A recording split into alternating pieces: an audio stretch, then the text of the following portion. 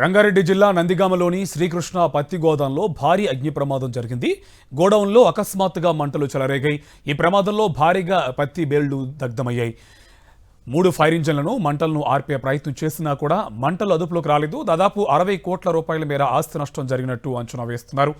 CCI తరపున కొనుగోలు చేసిన పత్తిని శుద్ధి చేసి ఇక్కడ గోదాంలో ఉంచినట్టు చెబుతున్నారు పోలీసులు. ఇక అగ్ని ప్రమాదానికి గల కారణాలపై దర్యాప్తు చేస్తున్నారు అధికారులు.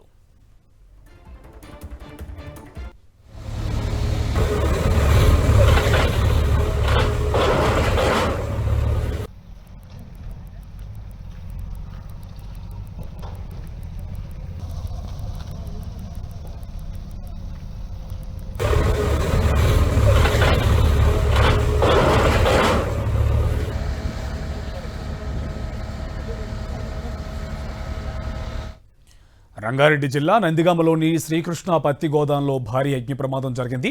గోడౌన్లో అకస్మాత్తుగా మంటలు చెలరేగాయి. ఈ ప్రమాదంలో భారీగా పత్తి బేళ్లు దగ్ధమయ్యాయి.